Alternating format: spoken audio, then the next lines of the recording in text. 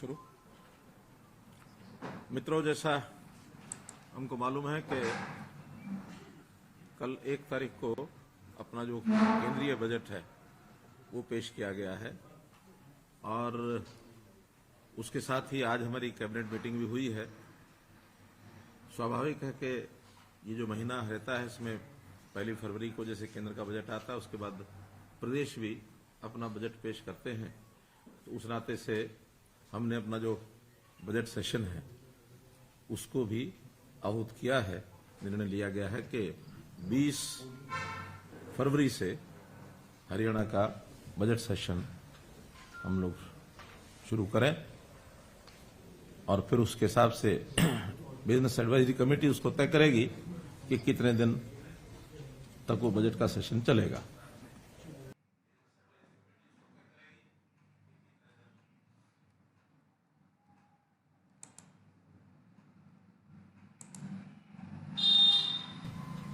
हम लोग शुरू करें और फिर उसके हिसाब से बिजनेस एडवाइजरी कमेटी उसको तय करेगी कि कितने दिन तक वो बजट का सेशन चलेगा।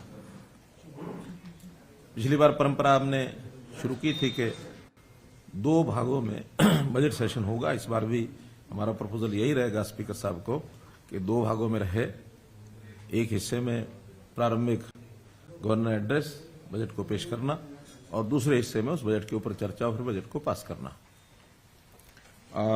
केंद्र का जो बजट है उसमें वैसे तो कल से आप लोगों ने भी एकत्र की होंगी सारी बातें, जो हाइलाइट्स उसके सब आपको पता लगे भी होंगे। फिर भी जो मुझे बताते हुए बहुत हर्ष हो रहा है इस बात का कि ये बजट हर वर्ग को ध्यान में रख करके पेश किया गया है, चाहे वो किसान हो, युवा हो, महिला हो, एल्डरमैन हो, और जहां तक छूट की बात है मध्य वर्ग के लोगों को इसमें काफी छूट दी गई है। व्यापारियों के लिए भी इसमें राहत है, किसानों के लिए भी इसमें विशेष तौर पर कई योजनाएं दी गई हैं जिसका मैं आपके सामने कुछ वर्णन करूंगा। एक प्रकार से आम आदमी का ये बजट है और इस बजट से निश्चित रूप से हमारा जो अमृतकाल जो पहला वर्ष इसका है, तो इस अमृतकाल के पहले बजट से बहुत बड़े परिवर्तन ये सब आएंगे और आगे दीर्घकालीन एक दिशा भी इस बजट में ये दी गई है। बजट के लिए अगर कुछ विशेष जो चर्चा है वो आपको अगर सामने रखना चाहूं तो जैसे आर्थिक वृद्धि दर जो केंद्रीय बजट में 7% दर्शाई गई है। विश्वव्यापी बाकी देशों को अगर देखें तो उनकी वृद्धि दर बहुत कम चल रही है, किसी की 2%, किसी की 3%, 2.5%, 7% जो इसमें एक इंक्रीज दिखाया गया है। तो ये एक बहुत अच्छा द्योतक है हमारे देश का कि हम इस लेवल तक जाएंगे। जहां तक हरियाणा का विषय है, हमारा इस पिछला जो वर्ष चल रहा है इसमें ये दर लगभग 8% की चल रही है, यानी केंद्रीय वृद्धि दर से भी हमारी वृद्धि दर ज्यादा चल रही है। तो हरियाणा भी उसमें एक अच्छे एक पायदान पर ये खड़ा है। जहां तक घरेलू उत्पाद के जो वित्तीय घाटे की सीमा है घरेलू उत्पाद को ध्यान में रखते हुए, ये जैसे केंद्र सरकार ने इंप्रूव करने के लिए अपना एक मंसूबा ये बताया है कि 24-25 तक जो आज 6.4% की जो वित्तीय घाटा है वो 24-25 तक 4.5% तक हम लेकर के आएंगे। ऐसा केंद्रीय हमारी वित्त मंत्री ने एक प्रकार का आगे का टारगेट रखा है, जो अभी 6.4% है और अगले साल 23-24 में 5.9 होगा और 24-25 में 4.5 तक लाएंगे। जहां तक प्रदेशों का विषय है, प्रदेशों में 3.5% ये अलाउ किया गया है, लेकिन 0.5% पावर रिफॉर्म्स के कुछ विषय है उसके साथ वो उसको क्लब किया है। तो पावर रिफॉर्म जिस प्रकार के हैं शायद हम उसको पूरा नहीं कर पा रहे हैं। वैसे तो बाकी प्रदेशों में भी कहीं लागू हुआ है ऐसा नहीं लगता है, लेकिन उसके बाद भी 3% जो है वो अलाउड है। हमने 3 से नीचे ही अपना ये जो वित्तीय घाटा ये रखा हुआ है। पिछले वर्ष का 2.9 यानी 21-22 का था, 2.9 था। 22-23 का अब ये समाप्त होगा वर्ष, तो उसमें लगभग 3% तक ही हम उसको कंट्रोल कर पाएंगे ऐसा लगता है। और एक अच्छी हरियाणा की स्थिति इस नाते से भी है।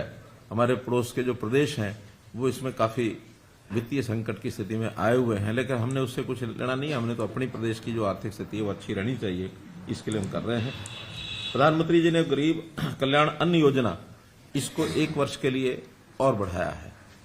उसमें अब किसी को भी जो अन्न लेना है, बीपीएल परिवार हो, अंत्योदय उत्थान, अंत्योदय परिवार, अंत्योदय योजना के अंतर्गत हो, अन्य योजना के अंतर्गत हो, किसी को भी उसका पैसा नहीं देना का, जो 1 रुपया 2 रुपया लिया जाता था वो भी नहीं होगा, फ्री होगा। हमारे लगभग 29 लाख परिवार इससे लाभान्वित होंगे अगले वर्ष के लिए। केंद्रीय बजट में जैसा प्रति व्यक्ति आय की बात आई थी, तो पिछले 8 वर्ष में यानी 2014 में जो प्रति व्यक्ति आय थी, उससे अब केंद्रीय बजट के अनुसार डबल होकर के 1.9 लाख पर व्यक्ति। वास्तव में ये जीडीपी का जो शेयर है ये वो होता है, तो उस नाते से आंका गया है। हरियाणा इसमें अपना योगदान 2.75 लाख, 2,75,000 रुपया प्रति व्यक्ति, ये हमारा 22-23 का ये अनुमान हमारा रहने का है। अर्थात हम जो है केंद्र से भी काफी अच्छी स्थिति में है, यानी पूरे देश भर से, केंद्र से क्या पूरे देश भर की जो एवरेज है वो 1.97 है। हरियाणा की अपनी 2.75 लाख पर कैपिटा इनकम इसको आंक सकते हैं। कृषि क्षेत्र में डिजिटल भुगतान की बात की गई है, इसको केंद्र और जरा इसको एनहांस करेगा, और इस डिजिटल भुगतान में हम हरियाणा में यानी अकेले किसानों के खातों में 63,000 रुपया हमने डाला है पिछले 2 वर्ष में, और इस अभियान में हम पहले से ही बहुत आगे हैं। 63,000 करोड़ पिछले 2 सालों में, यानी 4 सीजन का जो पेमेंट है वो हमारा 63,000 करोड़ रुपया डीबीटी के माध्यम से किसानों के खातों में गया है।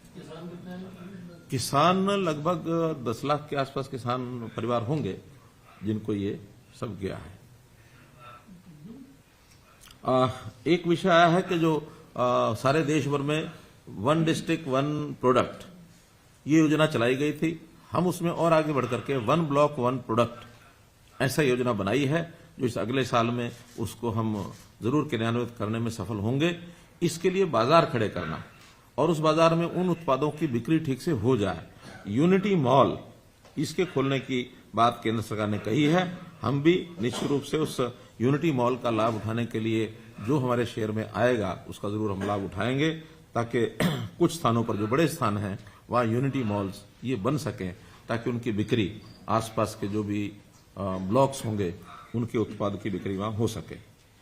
एक विषय केंद्र सरकार में गोवर्धन स्कीम, पुरानी स्कीम है लेकिन इसको बढ़ाने के लिए 500 नए संयंत्र जो वेस्ट टू वेल्थ कह सकते हैं, वेस्ट टू एनर्जी कह सकते हैं, ये जो स्थापित होंगे, इसमें पहले से हरियाणा में 7 प्लांट्स के ऊपर काम चालू है।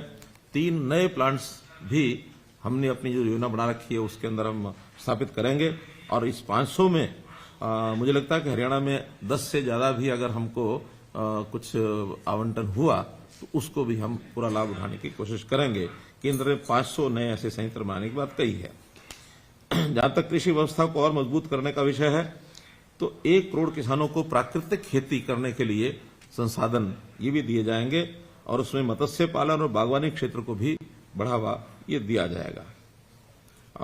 वेटलैंड्स को महत्व बढ़ाया गया है। पिछले वर्षों में पहले बहुत कम वेटलैंड्स होती थी, जहां जो ये हमारे पूरे दुनिया भर के जो पशु और वन्य जीव यानी जीव अभयारण्य इस नाते से जो प्रवासी पक्षी आते थे, तो ऐसी जो झीलें थी, अब पिछले साल 75 का जो टारगेट रखा गया था, 75 ऐसे रामसर साइट्स ये अब तय की गई हैं, जिसके अंदर 2 साइट्स हरियाणा की पहले से हैं। गुरुग्राम में सुल्तानपुर और झज्जर में भिंडावास, ये 2 साइट्स पहले से हैं। गुरुग्राम के ही दमदमा झील, इसको भी चिन्हित हमने किया है, उसके लिए भी हम अप्लाई करेंगे कि वो भी रामसर साइट के अंदर आ सके, ऐसा हमारा प्रयत्न है, क्योंकि वहां भी बहुत प्रवासी पक्षी ये आते हैं। महिलाओं के लिए सम्मान बचत पत्र योजना ये शुरू की गई है। इसमें अब महिलाओं को पहले 1 लाख रुपए की बचत पर यह लाभ मिलता था, अब 2 लाख रुपए की बचत के ऊपर लाभ मिलेगा, जिसका इंटरेस्ट 7.5% ये महिलाओं को मिलेगा। और इसी प्रकार वरिष्ठ नागरिकों की जो बचत खाता स्कीम है उसमें वो राशि भी 15 लाख से बढ़ा करके 30 लाख रुपए की गई है, जिसका इंटरेस्ट 8% होगा। तो ये भी वरिष्ठ नागरिकों को बहुत बड़ी राहत इसमें दी गई है। कुछ ऑर्गेनाइजेशन, बोर्ड, न्यास आयोग ऐसे हैं जिसको उनका अगर कोई इनकम होती है तो पहले जिनको इनकम टैक्स पे करना पड़ता था उसमें अब राहत दी गई है। उसमें हमारा जो HSPP है, हरियाणा शहरी विकास प्राधिकरण, उसके अंदर हालांकि पहले तो घाटे में ही था, लेकिन पिछले कुछ वर्षों से अपनी स्थिति उन्होंने सुधारी है और अब वो प्रॉफिट में आने की स्थिति बनी है। अगर उस प्रॉफिट में से पहले टैक्स देने की बात थी, लेकिन ऐसे सब संगठनों को इनकम टैक्स की छूट दी गई है। अच्छा है कि जो पैसा HSPP का उसमें से बचेगा उसको हम विकास के कामों में अपने प्रदेश में ला सकेंगे और इनडायरेक्टली वो प्रदेश के बजट को ही एक लाभ मिलेगा, उसका वो पैसा भी हमें बचेगा। अभी HSPP है उसमें। मेडिकल कॉलेजेस के साथ नए नर्सिंग कॉलेजेस 157 केंद्र ने किए हैं, सैंक्शन किए हैं, और जो नए सरकारी मेडिकल कॉलेज 2014 के बाद बने हैं या बन रहे हैं, ऐसे हमारे 6 मेडिकल कॉलेजेस हैं। उन 157 में 6 का हमें लगता है कि उसमें हमें ये राहत मिलेगी कि उनके साथ एक नर्सिंग कॉलेज खोलने के लिए सरकार पैसा देगी, जिसमें यमुनानगर है, कैथल है, जींद है, भिवानी है, नारनौल है, करनाल है। तो करनाल का तो चल ही रहा है मेडिकल कॉलेज, बाकी जगह अंडर कंस्ट्रक्शन है और वो सारे इसमें मुझे लगता है कि उसके अंदर सब साथ आएंगे। एक बात और जो कही है कि joint public private medical research, इस पर फोकस किया गया है, क्योंकि अभी तक प्राइवेट वाले अपना करते हैं और सरकारी अपने होते हैं, लेकिन एक ज्वाइंट ऐसा रिसर्च का सिस्टम बने, उस पर भी केंद्र सरकार ने जोर दिया और मैं समझता हूं बहुत अच्छी बात है, क्योंकि ये विषय ऐसा है, सेक्टर ऐसा है जिसके अंदर प्राइवेट क्षेत्र को भी अगर साथ जोड़ेंगे तो बहुत स्पीड बनेगी उस रिसर्च के काम में। और आज हेल्थ के नाते से मेडिकल साइंसेज के नाते से ये बहुत जरूरी है। प्रधानमंत्री आवास योजना में जो इस बार नई योजना बनाई गई उसमें 66% का बजट ये बढ़ाया प्रधानमंत्री जी ने, जो कुल मिलाकर पहले 41,000 करोड़ रुपया था, 79,000 करोड़ रुपया, 79,000 करोड़ ये उसके लिए आवंटन किया गया है, जिसका निश्चित रूप से हरियाणा में भी हमको लाभ मिलेगा। और हमने तो हरियाणा में जो 1,80,000 रुपए तक के जितने परिवार हैं, BPL परिवार, उनका सर्वे शुरू कर दिया है। जिनके अपने मकान नहीं है, ऐसे लोगों को इस सहायता में हम भागीदारी उनकी करा सकें, ये हमने पहले से योजना बनाई है। अभी पिछले सालों तक हमने जो मकान प्रधानमंत्री आवास योजना में से लिए हैं 34,000 से अधिक मकान तो बन गए हैं, 23,000 मकान अभी निर्माणाधीन है। वैसे ये 57,000 मकानों का पहले से हमें पिछली योजना में लाभ मिला था। अब आगे सर्वे चल रहा है, उस सर्वे में जितने भी ऐसे परिवार पाए जाएंगे उन सबको हम केंद्र सरकार से योजना मंजूर कराएंगे, ताकि इसका लाभ 79,000 करोड़ रुपए से हमको मिल सके। 50 एयरपोर्ट्स, हेलीपोर्ट्स, वाटर एरोड्रम, इसकी एयर कनेक्टिविटी बढ़ाने के लिए जो योजना बताई गई है, इसमें निश्चित रूप से हिसार का हमारा जो एयरपोर्ट है उसमें भी हमको लाभ होगा। फरीदाबाद में एक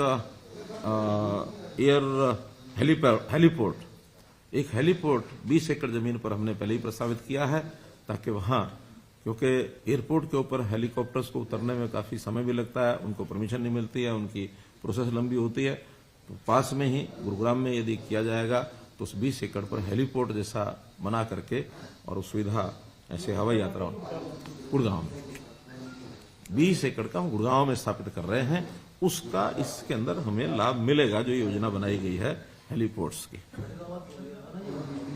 फरीदाबाद नहीं, गुड़गांव, फरीदाबाद नहीं है, बोला तो गलती से बोला, नहीं फरीदाबाद में, फरीदाबाद नहीं, गुड़गांव में है। ऐसे ही एक बहुत अच्छा बजट लगभग 3,600 करोड़ रुपए का जो RRTS के लिए, इस योजना के लिए मंजूर किया गया है। RRTS की हमको मालूम है कि रैपिड रेल ये जो सर्विस है, ट्रांसपोर्ट सर्विस, ये दिल्ली सराय काले खां से 3 जो आर्म्स हैं 3 दिशा में, और ये चलेगी। उसके अंदर एक दिल्ली मेरठ है, एक दिल्ली करनाल है और एक दिल्ली रेवाड़ी से शायद अलवर है, हाँ, तो एक वो दिशा में है।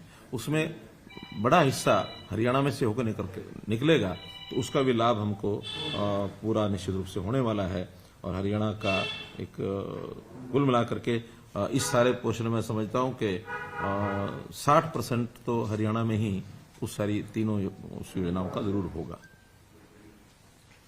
और ये योजना जब पूरी जब हो जाएगी तो कनेक्टिविटी के नाते से पूरा दिल्ली एनसीआर इसके जो शहर हैं या जो आसपास क्षेत्र है दिल्ली के साथ कनेक्टिविटी एक बहुत अच्छी कनेक्टिविटी ये होगी।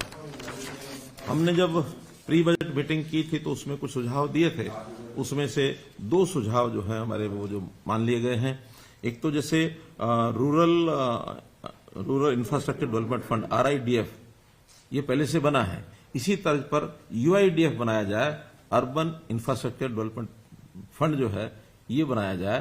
तो इस बार वो मान लिया गया है कि उसको भी सस्ते ब्याज के ऊपर और इस फंड में भी कुछ पैसा शहरों के लिए दिया जाएगा ऐसा। और खास करके जो मध्यम दर्जे के और छोटे शहर हैं वहां तक इंफ्रास्ट्रक्चर पहुंचे, ये इसके लिए विशेष तौर पर और इसकी घोषणा की गई है। एक दूसरा सुझाव हमने जो पिछली बार दिया था मान लिया गया था, इस बार भी सुझाव दिया वो भी मान लिया गया है कि इंफ्रास्ट्रक्चर के नाते से कुछ राशि बिना ब्याज के एक दीर्घकालीन राशि वो मिलनी चाहिए। तो पिछली बार भी 1 लाख करोड़ रुपया हमने सुझाव रखा था, माना गया था। इसका और बढ़ाया जाए तो 1 साल के लिए इसको और भी बढ़ा दिया गया है, तो 1,30,000 करोड़ रुपया, पिछली बार 1 लाख करोड़ था, इस बार 1,30,000 करोड़ रुपया इसके लिए राशि आवंटित की गई है। और पिछली बार हमें हिस्सा मिला था 874 करोड़ रुपया, और मुझे लगता है क्योंकि इस बार 30% ज्यादा है तो स्वाभाविक है 1100 करोड़ रुपए के आसपास हम अपेक्षा करते हैं कि ये हमको ये राशि जरूर मिलेगी। ये इंफ्रास्ट्रक्चर कहीं के लिए भी। जॉब्स इस नाते से कैसे बढ़ें इसकी भी योजना केंद्र ने काफी बनाई है।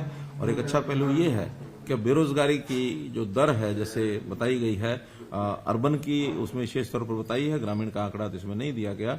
जो जून 20 में 21% जो बेरोजगारी की दर शहरों की थी, स्वाभाविक है कोविड के समय वो एक बढ़ी थी, एक जंप आया था बेरोजगारी में, लेकिन अब वो 7.2% अभी जो आंकी गई है, तो बेरोजगारी काफी कम हुई है।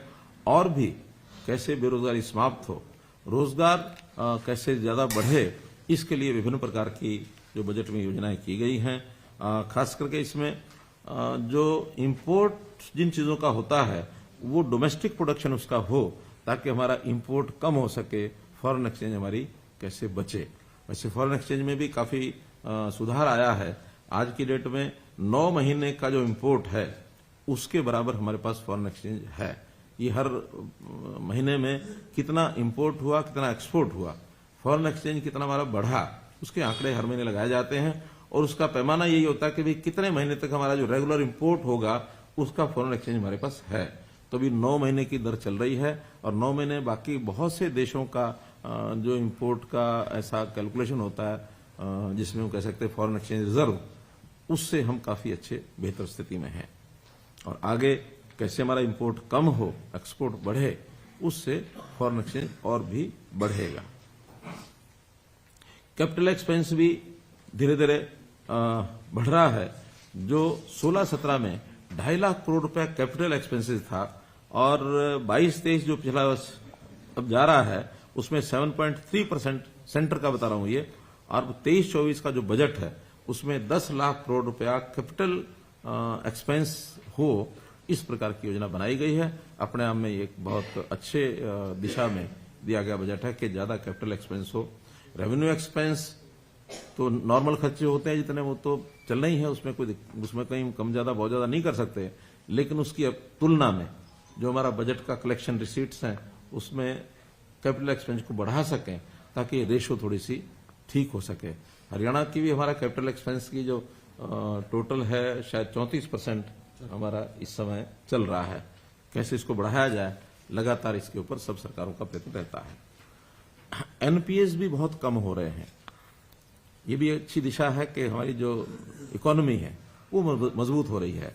उसमें ये जरूर कहा जा सकता है कि जो अब लोन दिए जाते हैं, जो एडवांस किए जाते हैं, बहुत सोच समझ के किए जाते हैं। जो बिना सोचे समझे एडवांस जो है वो सिफारिशों पर चलते थे, उसको बहुत रोका गया है। शेल कंपनीज को बंद किया गया है, और एनपीएस जो कभी मार्च 20 में 8.2% थे, सितंबर 22 में अब जो है 5% तक आ गए हैं।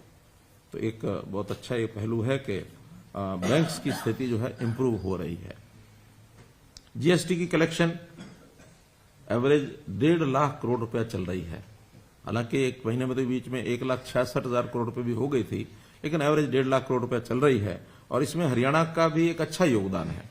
हरियाणा की जितनी जीएसटी कलेक्शन है वो नॉर्मल जो 14% है उससे भी ज्यादा हो गई है, क्योंकि माना जाता है कि जिस प्रदेश का 14% इंक्रीज हो वो एक अच्छा प्रदेश माना जाता है, नॉर्मल माना जाता है। लेकिन हमारी 14 से अच्छी है प्रगति उसके इंक्रीज की।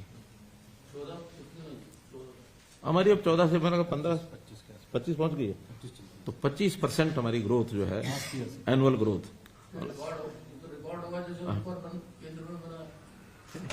पिछले साल से एक साल का है अभी, उससे पहले तो हम कमी थे, लेकिन पिछले एक साल में हमारी ग्रोथ काफी अच्छी हुई है। अब चूंकि हमें जो इसकी रीइंबर्समेंट मिलती थी 14% से कम जिन प्रदेशों का होता था उनको सेंटर जो है उसको कंपनसेट करता था। अब वो कंपनसेशन भी 5 साल के बाद खत्म हो गई है। 17 में शुरू किया था, 22 में खत्म हो गया। लेकिन खत्म होने के बाद भी हमें इसलिए नुकसान नहीं है कि हमारा जो ग्रोथ है वो पर्याप्त है, इसलिए हमें उसकी कोई ज्यादा समस्या नहीं आएगी। इनकम टैक्स के बारे में तो हमको सबको पता ही है कि कैसे उसके स्लैब बढ़ाए गए हैं, बदले गए हैं। यानी 6 स्लैब पहले होते थे, उसके 5 स्लैब कर दिए। 3 लाख से 6 लाख, 6 लाख से 9 लाख, 9 लाख से 12 लाख, 12 लाख से 15 लाख, और 15 से ऊपर सारा एक ही है।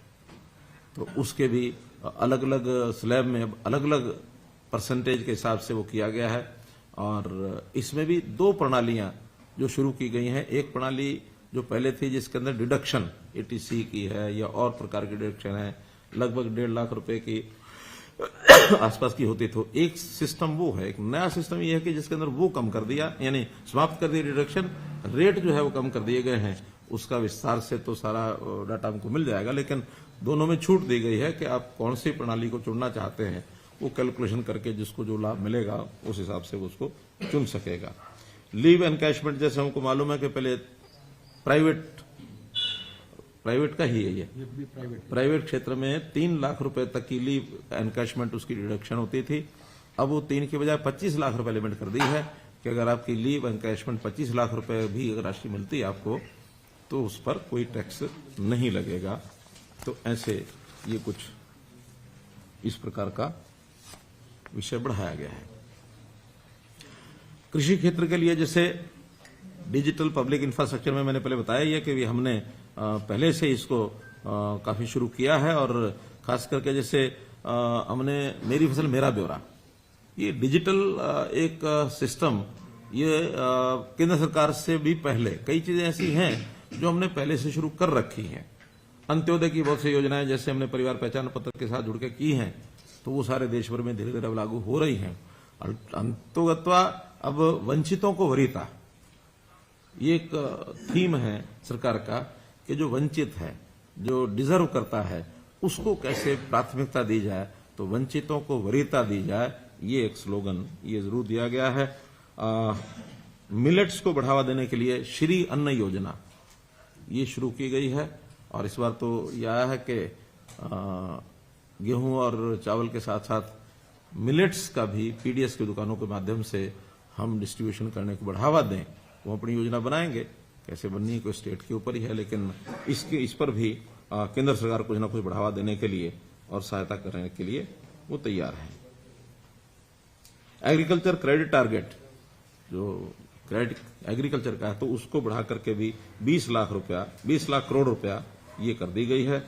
भंडारण की क्षमता भी बढ़ाई गई है, क्योंकि हमारा जो एग्रीकल्चर प्रोड्यूस है वो हर साल लगातार बढ़ रहा है। तो भंडारण के कारण से जो लॉस होता है, नुकसान होता है, वो उसमें न हो, इसके लिए भी बहुत सी योजनाएं बनाई गई हैं। स्क्रैप की जो एक रखा गया कि स्क्रैप के कारण से व्हीकल्स का जो स्क्रैप होगा उनको पुराने व्हीकल को हटाने के लिए, और इसमें भी एक सब्सिडी की घोषणा की गई है। वो सब्सिडी कितनी होगी, लेकिन हमको बहुत लाभ होगा, क्योंकि एनसीआर एरिया में 10 साल और 15 साल के जो वाहन हैं पेट्रोल डीजल के, उनको हटाने की बात कही गई है। तो अल्टीमेटली स्क्रैप उसको जो करना है उसकी सब्सिडी उनको पर्याप्त मिलेगी, तो जल्दी लोग उसको हटा लेंगे। इस पर भी एक घोषणा की गई है। कितने होंगे हमारे वहाँ हरियाणा में तो ऐसे? ऐसा तो अभी एकदम आंकड़ा नहीं है, लेकिन हमने एक गुरुग्राम में 5000 ऑटोज की एक योजना पहले बनाई है कि हम 5000 ऑटोज को पहले एक फर्स्ट फेज में रिप्लेस कर दें, ताकि ई व्हीकल्स या फिर सीएनजी वाले भी है ना उसमें, सीएनजी वाले, हाँ, ऑटो कमर्शियल और सरकारी व्हीकल जो है अभी कमर्शियल सरकारी तो हमने शुरू कर दिए हैं। बदलने की बजाय हमने नए व्हीकल जैसे बसें हैं, हमने अभी जो नई बसें रोडवेज ले रहे हैं वो ईवी ले रहे हैं, ई व्हीकल ही ले रहे हैं। शायद 200-250 कुछ ऐसे अभी आ रही हैं, हाँ 200 कुछ है, तो वो सब आ रही हैं अभी। और उसके बाद आगे जो यानी हम परचेज करेंगे वो ई व्हीकल्स और दोनों मिला करके, और ई व्हीकल्स का जैसे जैसे अनुभव आता जाएगा वैसे वैसे हम उसको आगे बढ़ाते जाएंगे। आधार कार्ड का भी एक बताया है कि जैसे ठीक करने के लिए उनके पते और की व्यक्तियों की पहचान या अन्य जो उसमें करना है, कोई परिवर्तन करना है किसी ने आधार कार्ड में, तो उसके लिए वन स्टॉप समाधान एक योजना बनाई गई है, क्योंकि आधार में भी कई तरह की गलतियां ऐसी ध्यान में आई हैं। परिवार पहचान पत्र के नाते से तो हमने शुरू कर दिया है, काफी उसको ठीक कर भी लिया हमने, और 31 जनवरी तक का समय दिया था। मुझे लगता है कि लगभग 90% हमारी वो सब ठीक हो गया। फिर भी कुछ कमियां तो रेगुलर एडीसी ऑफिस में उसकी व्यवस्था बनाई गई उसको ठीक करने के लिए। 1.5 लाख बताया था आपने, 1.5 लाख में कितने ठीक हो गए पीपीपी वाले जो कहते थे? मैंने बताया 90% के लगभग ठीक हो गए हैं, उसमें कोई इसमें कठिनाई नहीं है। फिर भी जिनके ठीक नहीं हुए थे, और खास करके राशन कार्ड उन्होंने बहाल कर दिए उनके। तो मतलब वो कमियां 1.5 लाख में जो आपत्ति जताई थी वो ठीक नहीं, उसमें स्वाभाविक है, इतने सारे आखिर 72 लाख परिवारों का परिवार पहचान पत्र बना है, और ह्यूमन एक इंटरफेस के कारण से व्यक्तियों की तो आखिर काम है, सारे गलतियां कई हुई है, ऐसा नहीं कि नहीं हुई है, लेकिन जिन्होंने ठीक करानी है उनको एक अपॉर्चुनिटी दी गई है, और 90% उसमें से ठीक हो गई है। तो अभी कोई डोर टू डोर सर्वे का भी बात की आपने पीपीपी? कल परसों कोई प्रश्न आया था। ऐसा है कि हमने सारे डाटा को 5 विभागों में बांट दिया है। 0 से 6 ईयर्स WCD, 6 से 18 तक स्कूल एजुकेशन, 18 से 25 हायर एजुकेशन, 25 से लेकर 60 तक ये यूथ, और जो एम्पावरमेंट हमने नया जो डिपार्टमेंट बनाया यूथ एम्पावरमेंट एंड एम्प्लॉयमेंट, उनको दे दिया। 60 से ऊपर सोशल जस्टिस, और उनको जो डाटा दिया है अब वो अपने अपने विभाग से डोर टू डोर सर्वे करा करके, और कोई भी किसी को कमी लगती है उस डाटा को गोल्डन करना है। किसी का मानो नाम गलत है, किसी की डेट ऑफ बर्थ गलत है, किसी का कोई किसी कारण से कोई एड्रेस गलत है, कोई नाम नया जुड़ने से ना छूट गया हो। नए वैसे तो डेट ऑफ बर्थ के हिसाब से जुड़ रहे हैं, जिनकी डेथ रजिस्टर हो रही है उनको उसमें से निकाल रहे हैं। फिर भी ये लगातार चलने वाला प्रोसेस है, खास करके इनकम वेरिफिकेशन। तो इनकम वेरिफिकेशन अलग अलग सूत्रों से करेंगे, उसमें से ठीक थिंकिंग लोगों की भी हो जाएगी। अभी भी बहुत लोग ऐसे हैं जो इनकम होती ज्यादा है, वो आके अड़ते हैं कि नहीं जी हमारी तो बहुत ही कम है, सरकारी लाभ लेने के लिए जिनका कोई रिकॉर्ड डाटा नहीं है। सर्वे होगा, ये जो 6 डिपार्टमेंट में बांटा है आपने, ये इनका काम क्या होगा? इनकम वेरिफिकेशन कौन करेगा? क्योंकि उसी में गड़बड़ होगा। ये इनकम वेरिफिकेशन नहीं करेंगे। इनकम वेरिफिकेशन जो हमारे से पहले हुई है, कोई भी अपने नए उसके ऊपर बताना चाहता है कि मेरी इनकम पहले गलत लिखी हुई हो, नहीं लिखवाएगा। ये जो वेरीफाई करने का काम इसलिए नहीं किया तो नया लिख के ले आएंगे, उसको फिर डिपार्टमेंट जिसको कहना चाहिए बैक ऑफिस में कि भी किनकी कितनी है और किन्होंने शिकायत की है, उसको वेरिफिकेशन बाद में कराएंगे। अभी तो केवल इन्फॉर्मेशन लाएंगे। ये जो 6 डिपार्टमेंट है, ये तो कोई नई इन्फॉर्मेशन अगर है तो अपने लिख के ले आएंगे, ताकि हम बैक ऑफिस में बैठ करके उनको मिलान कर सकें कि किसी की वास्तव में गलत तो नहीं है। क्योंकि इनको भी सबको वेरीफाई करके को ठीक करने का अधिकार नहीं दिया गया, केवल सूचना लाएंगे, सर्वे करेंगे। तो इनकम वेरीफाई कौन करेगा? इनकम तो मैंने बताया ना कि अगर गलत पाई जाएगी, उसका कोई स्लैब अलग होगा, तो फिर वेरीफाई कराने का काम क्रीड करेगा। वो ये इनकम वेरिफिकेशन के लिए एप्लीकेशन तो ले सकते हैं ना? एप्लीकेशन नहीं, केवल दर्ज करके लाएंगे, दर्ज करके लाएंगे। जब सर्वे करेंगे कोई भी अपना बताता है कि हाँ इस परिवार की इनकम इतनी है, पहले कितनी है इनको नहीं बताया जाएगा। केवल कोई अगर खुद शिकायत करता है तो उसको लिख के ले आएंगे। क्योंकि क्या होता है कि ये सारी चीजें बहुत एक सेंसिटिविटी है इसकी, और सेंसिटिविटी में हम हर आदमी को दौड़ाएं जाके वेरीफाई करके आओ। भाई जिसकी शिकायत है वही तो बताएगा, इसलिए हर किसी की बार बार वेरीफाई नहीं करनी। ये तो चलने वाला सतत प्रोसेस है। आज एक आदमी बेरोजगार है, उसके परिवार की इनकम मान लो 1.5 लाख रुपया है साल की, जैसे उसका रोजगार लगेगा वो अपने आप 4 लाख पर आ जाएगा। तो वो एक रेगुलर चलने वाला प्रोसेस है।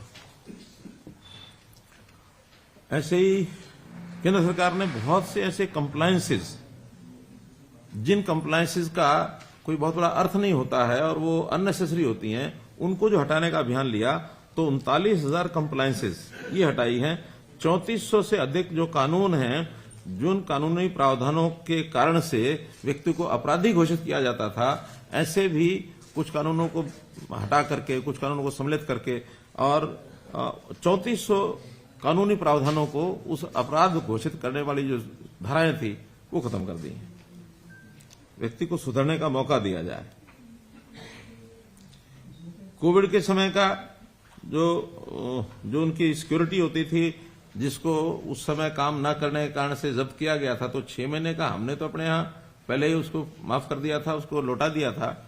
लेकिन केंद्र सरकार ने पूरे कोविड पीरियड के लिए जो भी जब्त हुई है उसको वापस करने का निर्णय लिया है। केंद्र सरकार ने जो काम किए हैं वो तो वापस करेंगे। ऐसा ही हम अपने प्रदेश में भी जब योजना बनानी होगी तो कोई जरूर बनाएंगे। एक बहुत ही प्रधानमंत्री जी की बड़ी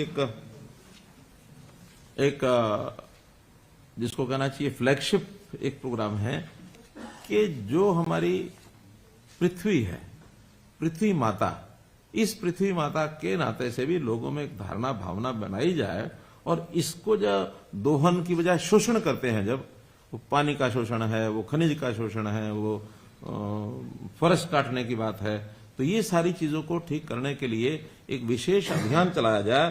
पृथ्वी माता के पुनरुद्धार, इसके प्रति जागरूकता, पोषण और सुधार हेतु प्रधानमंत्री कार्यक्रम, एक नया कार्यक्रम ये चलेगा। इस पर भी जो योजनाएं आएंगी हम इसमें बढ़ चढ़ करके भाग लेंगे। स्टेट में कुछ अलग से चलाएगा सर इसमें? हाँ जी, स्टेट में पृथ्वी वाला जो इसमें अलग से कुछ चलाएगा? चलाएंगे, निश्चित रूप से चलाएंगे। बहुत महत्वपूर्ण विषय, हालांकि हमने बहुत पहले किया है। अब मेरा पानी मेरी विरासत, ये उसी का एक हिस्सा है कि पानी को बचाओ। ऐसे ही वन लगाए जाए ज्यादा ज्यादा। हमने ऑक्सीवन की योजना चलाई, वो इसी का हिस्सा है। तो इस अभियान को जरा और तेज गति दी जाए। अगर केंद्र सरकार कोई चीज अपने हाथ में लेती है तो स्वाभाविक है प्रदेशों को उसमें सहयोग होता है, प्रदेश उसकी गति बढ़ाएंगे। विषय बहुत हैं, लेकिन एक उसमें उल्लेखनीय है कि जो पैक्स हैं 63,000 पैक्स, इनको कंप्यूटरीकृत करने के लिए भी जो योजना बनाई गई है उसका हम लाभ उठाएंगे। हम भी अपने सारे जो पैक्स हैं उन सबको और कंप्यूटरित करेंगे, उसमें जो सहयोग केंद्र सरकार देगा उसको हम प्राप्त करेंगे।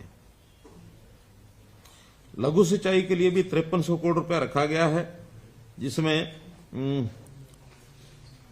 जो भी ऐसा एरिया है जिसके अंदर पानी कम है, या तो वहां या जहां पानी डीप बहुत चला गया है, वहां लघु सिंचाई परियोजनाएं, उसके लिए केंद्र सरकार सहायता करेगी। उसका हम निश्चित रूप से लाभ उठाएंगे।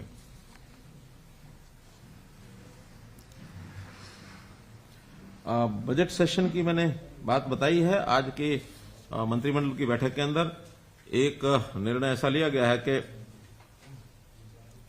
एक शहीद कौशल कुमार रावत, उनकी पत्नी श्रीमती ममता रावत, इनका केस बहुत कई वर्षों से, यानी मैंने स्वयं उसको परसू भी किया है। मेरे पास 2019 के बाद इनके पति की, जब उनकी जो पत्नी है शहीद की, वो पत्नी आई तो उन्होंने अपने पति के शहीद होने के बाद पैसा जो है वो उनको उत्तर प्रदेश सरकार ने दिया था। कारण यह कि वो जो व्यक्ति भर्ती हुए थे आर्मी में वो यूपी से थे और रहने वाले थे कहीं आगरा के, लेकिन उनकी भर्ती के बाद उनका जो परिवार यहाँ रहता था वो गुड़गांव में शिफ्ट कर गए थे और पिछले 23-24 साल से और वो गुड़गांव में रह रहे थे।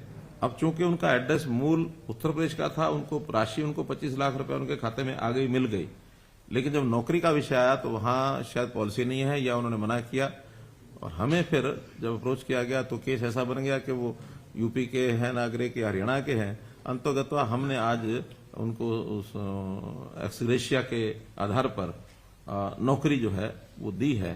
तो एक इस प्रकार का केस ग्रुप डी में, हाँ, तो मेरे ख्याल पढ़ी लिखी है भी नहीं, ग्रुप डी की नौकरी की। हाँ, तो उन्होंने अधिकार एक बताया भी, स्वाभाविक है, हम शहीदों के पत्नियों को देते हैं। हाँ जी, उनकी पत्नी को दी है? पत्नी को, उनकी पत्नी को, श्रीमती ममता रावत। एक वैसे तो जानकारी आप लोगों को मिल चुकी है, फिर भी आधिकारिक तौर पर उसकी घोषणा वो मैं आज कर रहा हूं कि जो हमारा स्टेट विजिलेंस ब्यूरो था उसका नाम बदलकर स्टेट एंटी करप्शन ब्यूरो ये कर दिया है। ऐसे ही जो डिविजनल लेवल पर भी विजिलेंस ब्यूरो 6 बनाए गए हैं उनका नाम भी डिविजनल एंटी करप्शन ब्यूरो ये रहेगा। विजिलेंस का अपने प्रकार का काम है वो रहेगा, वो स्टेट जो सीबीओज हैं वो अपना करेंगे, डिपार्टमेंट वाले करेंगे, विजिलेंस विभाग भी रहेगा, लेकिन ये जो पुलिस के द्वारा जो विजिलेंस ब्यूरो बनाया गया है जिसके चेयरमैन जिसके डीजी एसएस कपूर हैं उसका नाम अब एंटी करप्शन ब्यूरो रहेगा। कोई टेक्निकल काम हो रहा है ये काम को टेक्निकल नहीं, एक लोगों में उसका मैसेज भी जाना चाहिए और दूसरा विजिलेंस नाम से हमारी सिविलियन साइड पर भी डिस्ट्रिक्ट विजिलेंस कमेटीज बनी हुई हैं। कभी कभी पब्लिक में कंफ्यूजन होता था कि डिस्ट्रिक्ट विजिलेंस कमेटीज जो हैं वो करप्शन की शिकायतें वहां जाती थी लेकिन वहां दबदबा के रह जाती थी। जो भी कुछ है अब उसमें कमेंट मैं नहीं करता, मैं तो इतना ही है कि जो ब्यूरो का काम है वो एंटी करप्शन वाला ही मुख्य प्लैंक है उसका। विजिलेंस में तो एम्प्लॉय समय पर आए कि नहीं आए, वो अपनी सीट पर है कि नहीं है, काम दिन में पूरा करते कि नहीं करते हैं, बीच में बिना बताए चले तो नहीं जाते हैं, या